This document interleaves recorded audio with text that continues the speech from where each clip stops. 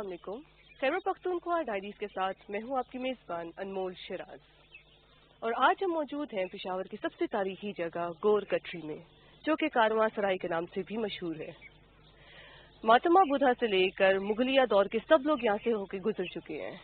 تاریخی پس منظر سے شاہ جہاں کی دختر جہاں آرا بیگم نے اس کو کنسٹرکٹ کیا سرائی کے طور پر، تاکہ دور دراز علاقوں سے جو بھی مسافر آتے تھے وہ یہاں آ کے اسٹے کرتے. اس کے لیے انہوں نے یہاں 2 کنویں بھی بنائے، ان کے رہنے کے لیے چھوٹے کمرے بھی بنائے گئے ہیں. اس کے بعد جدید دور میں ڈاکٹر فرزند علی نے اس کو ڈسکور کیا ایز اے ہسٹوریکل سائٹ. یہاں ایکسکیویشن کی، اس کی آرکیولوجیکل امپورٹنس انہوں نے کریٹ کی. اس کے علاوہ یہاں 1917 میں فائر بریگیڈ کا بھی عملہ یہاں رہا گیا ہے، اور اس کے لیے بھی ایک جگہ مختص کی گئی ہے. اس جگہ کی جو خصوصیت ہے وہ یہ ہے کہ یہاں مندر ہے اور مسجد بھی ہے آمنے سامنے، جو کہ آپ کی انٹرفیتھ ہارمونی یا مذہبی ہم آہنگی کو پروموٹ کرتی ہے.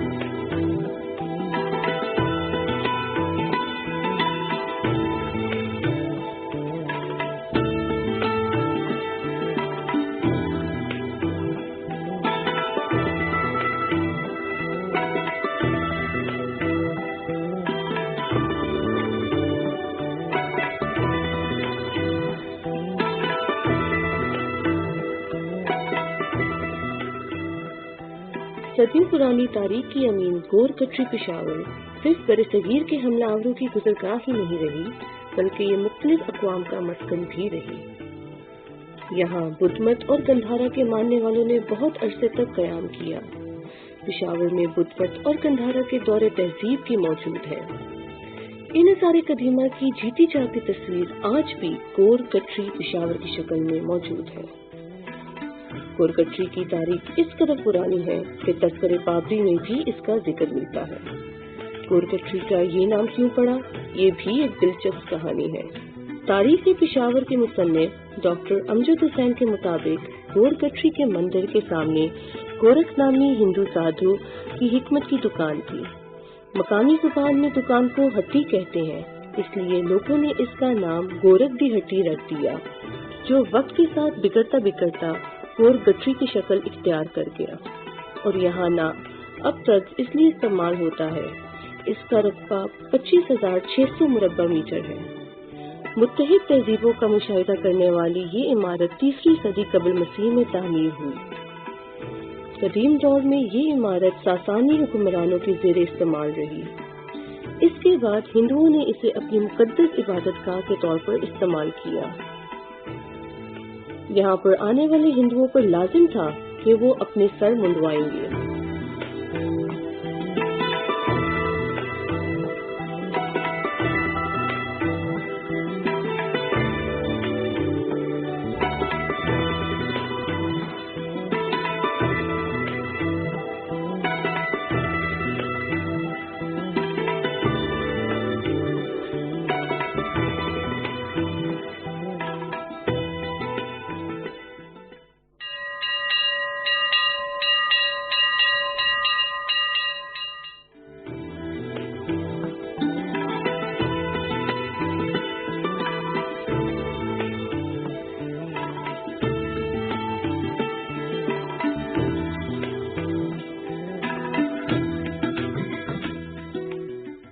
میں اس وقت موجود ہوں گور کٹری کے فائر بریگیڈ اسٹیشن میں.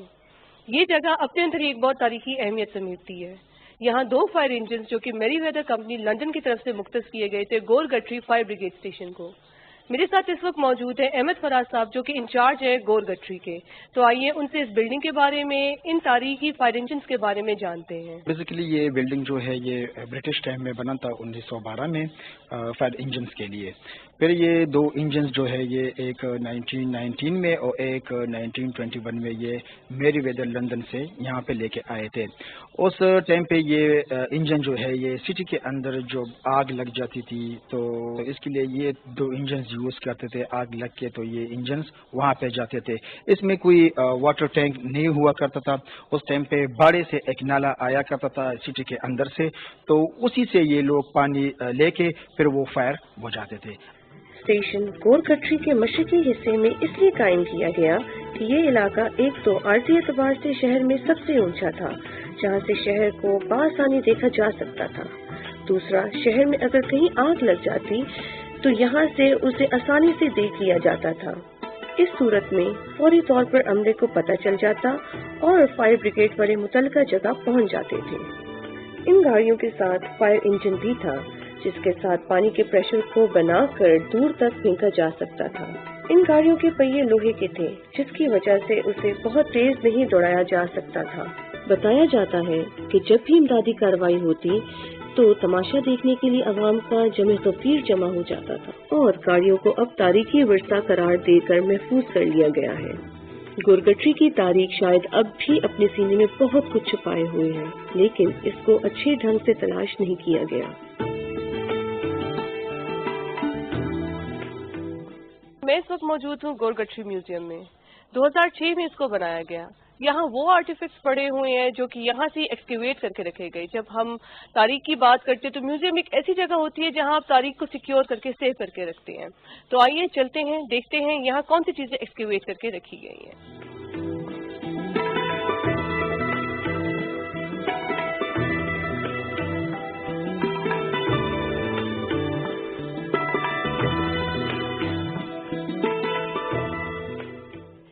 جو آرٹیفیکٹ رکھے گئے ہیں یہ ایکسکیویٹ کیے گئے گورکٹری کی طرف سے, اور کچھ یہاں گفٹ کیے گئے ہیں. میرے ساتھ احمد فراز صاحب ایک بار پھر موجود ہیں, اور آئیے ہم ان سے اس میوزیم کے بارے میں جانتے ہیں. بیسیکلی یہ میوزیم جو ہے یہ سائٹ میوزیم ہے. سائٹ میوزیم میں ہمیں وہ چیزیں ڈسپلے کرتے ہیں جو سائٹ پہ اسکیویٹ کر دیتے ہیں, اور یہاں پہ ہم نے ڈسپلے کی ہیں. یہاں پہ جو آپ یہ نوادرات دیکھ رہے ہیں یہاں 1992 سے لے کے 2012 تک یہاں پہ اسکیویشن ہوئے ہیں. اسی دوران جو ہمیں یہاں پہ یہ مٹیریل ملے ہم نے یہاں پہ میوزیم میں ڈسپلے کیے. اس میں مختلف قسم کے کوائنز بھی ہے, برتن بھی ہے, فلاور واس بھی ہے, چراغ بھی ہے اس میں, اور اس میں بہت سی چیزیں جو ہے اس ٹائم پہ یہاں پہ ریکور ہوئی ہیں اور یہاں پہ ہم نے رکھے ہیں. اس کا مقصد یہ تھا پشاور میں کہ یہاں کے پشاور کا جو کلچر پروفائل ہے وہ ہمیں پتہ چلے. تو اس ایکسکیویشن سے ہمیں پتہ چلا ہے کہ پشاور جو ہے کتنا پرانا سٹی ہے. یہ جو ہے یہ ہم 1st and 2nd century BC تک ہم گئے ہیں. یہاں پہ ہمیں نوادرات ملے ہیں انڈو گریک پیریڈ تک. آپ ناظرین کو یہ بتائیں کہ ڈپارٹمنٹ آف آرکیالوجی جو ہے وہ اس کے اندر کیا اس کو پرزرو کرنے کے لیے ان کے کیا اقدامات ہیں؟ کچھ فنڈز وہ دے رہے ہیں, یا جو یہاں یہ سب کچھ بنا ہوا ہے کس طرح کیا گیا ہے؟ جی آپ کی بات ٹھیک ہے. یہاں پہ فنڈ جی دے رہے تو ہم یہ کام کر رہے ہیں نا, اس کا فنڈ مسلسل آ رہے ہیں.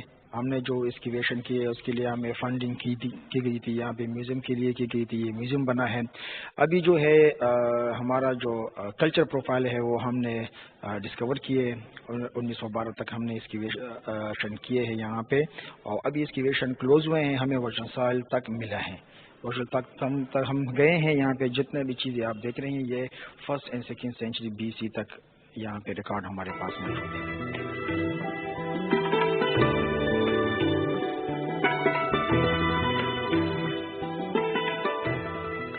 آپ کا نام اور آپ کہاں سے آئے ہیں؟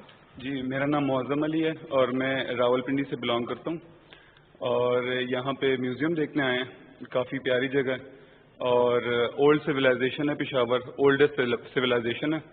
تو دیکھنے آئے ہیں کیا چیزیں نکلی ہیں یہاں سے, کیا ایکسیویٹ ہوا ہے, تو بس یہی دیکھنے آئے ہیں. پورے پشاور میں آپ نے پورا پشاور دیکھا بھی ہوگا, تو گورکٹری میں ایسی کیا چیز آپ کو کھینچ کے لائی ہے کہ آپ نے کہا نہیں اب میں جا کے گورکٹری دیکھنا چاہتا ہوں؟ ایکچولی یہاں پہ جو ایکسکیویشن ہوئی ہے اور یہاں سے جو نوادرات نکلے ہیں اولڈ, تو وہ دیکھنے آئے ہیں کہ کیسے ہم سے پہلے سویلائزیشنز کیسے رہتی تھی یہاں پر, کیا ہوتا تھا. اسی طرح یہاں پہ ان کے برتن ہیں, کچھ اینٹیں وغیرہ ہیں, لیمپس وغیرہ ہیں, تو اس کے بارے میں ہمیں پتہ چلتا ہے کہ وہ لوگ کیسے زندگی گزارتے تھے. ناظرین جیسا کہ آپ نے ان سے سنا کہ صرف خیبر پختونخوا سے نہیں ملک کے پورے حصے سے, پنجاب سندھ بلوچستان ہر کوئی آ کے یہ چیز ان کو اٹریکٹ کر رہی ہے, اور یہاں کے نوادرات اور خیبر پختونخوا کی ثقافت کو, اس کی ہسٹری کو دیکھ رہے ہیں.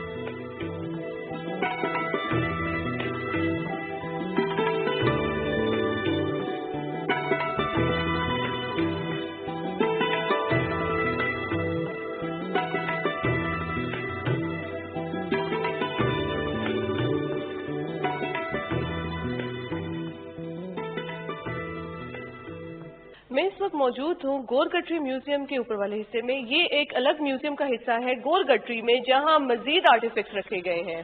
میرے پیچھے آپ دیکھ رہے ہیں کہ اینٹیک جیولری پڑی ہے. یہاں وہ اسٹیمپس پڑی ہیں جو کہ مغلیہ دور میں وزیر اعظم ہو گئے یا بادشاہ ہو گئے وہ پہنتے تھے اور مہر لگاتے تھے چمڑے کے پیپر کے اوپر. اگر میرے رائٹ سائڈ سے آپ شروع کریں تو یہاں طبلہ ہے ہارمونیم ہے جو کہ شادی بیاہ کے لیے استعمال ہوتا ہے. وہاں پشاور کی ثقافت کا ووڈ ورک موجود ہے جو کہ کنسٹرکٹ کیا گیا ہے.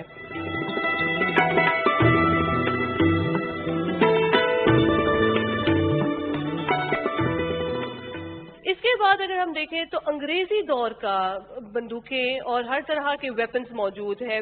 میرے بالکل سامنے جو ہیں تلواریں خنجر وہ چیزیں جو کہ وار زون میں یا جب ان کی جنگیں ہوتی تھی وہ استعمال کرتے تھے. پھر اگر ہم مزید دیکھیں اس کو تو بچوں کے سونے کا سامان یا ایک ثقافت کو جو اس وقت وہ اپنے ڈیلی روٹین لائف میں وہ استعمال کرتے تھے وہ ہو.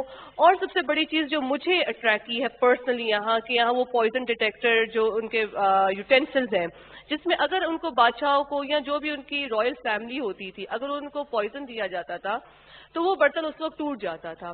اس کے ساتھ ساتھ یہاں ہمارے پاس موجود حکے اور طرح کے وہ یوٹینسل یا برتن جو وہ استعمال کرتے تھے. اور پھر پشاور کا جو ٹریڈیشنل مرد اور خواتین کے جو لباس ہیں ملبوسات ہیں وہ یہاں ڈسپلے کیے گئے ہیں.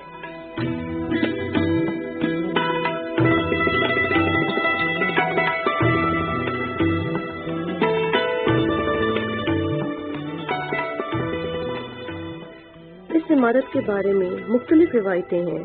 ان میں سے ایک کے مطابق 1641 میں مغل بادشاہ شاہ جہاں کی بیٹی نے بنایا جس میں ایک مسجد اور ایک گیسٹ ہاؤس جو سرائے جہان آباد دور دراز علاقوں سے آنے والے لوگوں کے لیے ایک سرائے گیسٹ ہاؤس شامل تھا جس کو سرائے جہاں آرا کے نام سے یاد کیا جاتا تھا جہاں دور سے آنے والے لوگ خاص قیام کے لیے استعمال کرتے تھے. جیسے کہ شروعات میں ہم نے ذکر کیا تھا کہ اس کو کارواں سرائے بھی کہا جاتا ہے تو ہم اس وقت ان سرائے کے پاس موجود ہیں اور میرے ساتھ یہاں ایک وزٹر بھی موجود ہیں. آئیے ہم ان سے ان کا نام یہ کہاں سے آئے ہیں اور یہاں سرائے کی ان کی کیا ہسٹری ہے وہ جاننے کی کوشش کرتے ہیں. تو سر آپ کا نام اور آپ کہاں سے آئے ہیں؟ میڈم السلام علیکم. میرا نام جواد ہے اور میں آیا ہوں مردان سے. میں اس کی ہسٹری جاننے آیا ہوں اور یہاں پہ آپ جیسے سرائے کے بارے میں پوچھ رہے ہیں یہاں پہ پہلے 2 کمرے ٹچ ہوتے تھے. اکثر مہمان آتے تھے تو ان کے ساتھ اونٹ بھی پہلے تو اونٹ ہوتے تھے. ایک کمرے میں اونٹ رکھا جاتا تھا اور ایک کمرے میں ان کی انتظارگاہ ہوتی تھی. تو آپ اتنی دور مردان سے آئے ہیں گور گٹری میں اور یہ سرائے اور اس کی ہسٹری کو جانے اس کی ثقافت کو جانے تو آپ کو یہ کیسا لگا ہسٹری کے مطابق مطلب آپ کو اپنی ہسٹری سے اٹیچ کر رہا ہے یہ آپ کو اپنی روٹس کے بارے میں بتا رہا ہے آپ اس بارے میں ناظرین کو بتائیں. جی جیسا کہ ہم نے کتابوں میں بھی پڑھا تھا تو اس لیے ہم آئے کہ اپنی نظروں سے دیکھ لیں.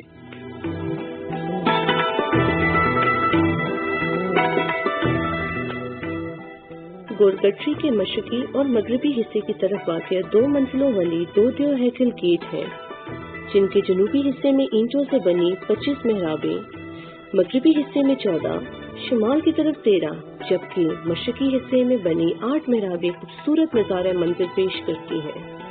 سکھ حکمرانوں نے مغل شہزادی کی بنائی ہوئی مسجد کو مسمار کر کے اس کے شمال میں سکھ یاتریوں کے لیے گورکھ شانتا مندر جو اب بھی موجود ہے بنایا جس کو سکھ شیوا کے لیے استعمال کیا کرتے تھے.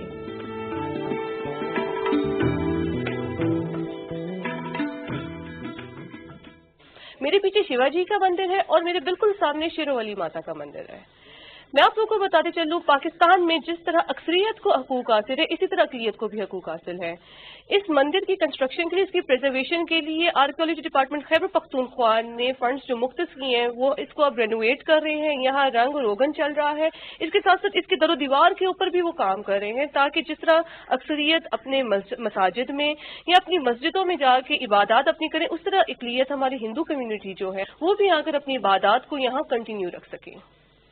میں اس وقت موجود ہوں گورکھ ناتھ جی کے اس خاص کمرے کے سامنے جہاں وہ بیٹھ کے اپنی عبادات اپنی تپسیا کرتے تھے. اس وقت تو برصغیر پاک و ہند تھا جو کہ اب کے موجودہ زمانے میں ہندوستان یا انڈیا کہلاتا ہے. وہ جب وہاں سے آتے تھے اس جگہ پہ یہاں آ کے ان کے اپنے جو ان کے چاہنے والے ہیں ان کے اپنے شاگرد ہیں ان لوگ جو ان کو مانتے ہیں وہ یہاں آ کے ان سے ملتے تھے. जहां मेरी एक तरफ मंदिर मौजूद है, वहीं बिल्कुल मेरे पीछे एक मस्जिद मौजूद है।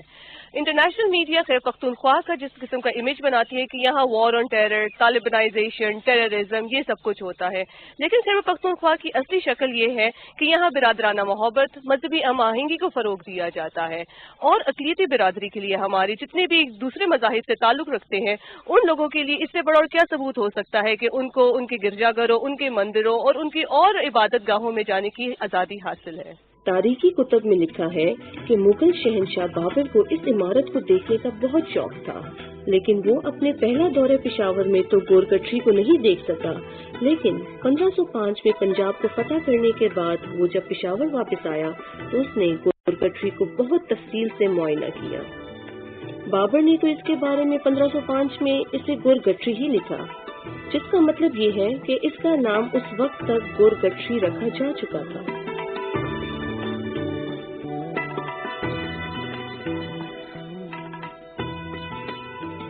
कबल 1400 के अवाइल में जब शहाबुद्दीन गौरी ने हमला किया तो उसने भी पेशावर की इस इमारत को चंद रोज कायम किया। सिखों के दौर में अतालवी गवर्नर ने इस मकाम को 1838 से 1842 तक अपनी सरकारी रहायशगाह यानी गवर्नर हाउस के तौर पर इस्तेमाल किया।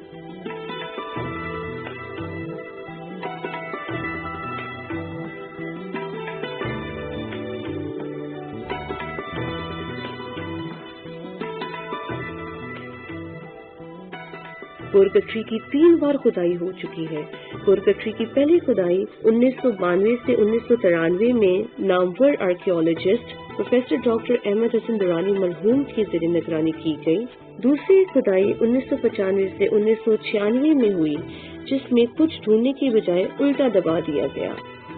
गोर कटरी की तीसरी खुदाई 2003 से 2007 के दरमियान हुई, जिसमें खुदाई की बजाय यहाँ की मुरम्मत की गई।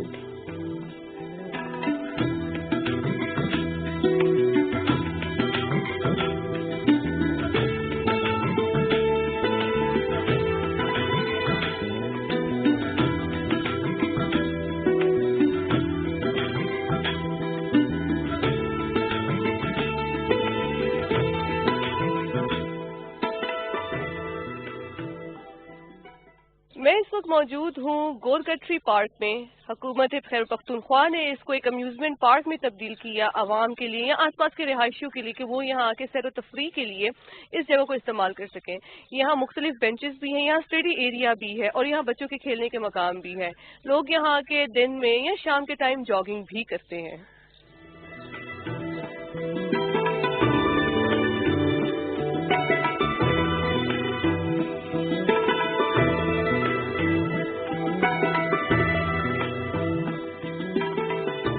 कहा जाता है कि उस वक्त के जनरल अबू तबेला जो कि अटालियत से बहुत जालिम शख्स हुआ करते थे, इसके ऊपर उनकी रिहाइशगाह थी और नीचे सजा और जजा की फैसलों के लिए अदालत थी।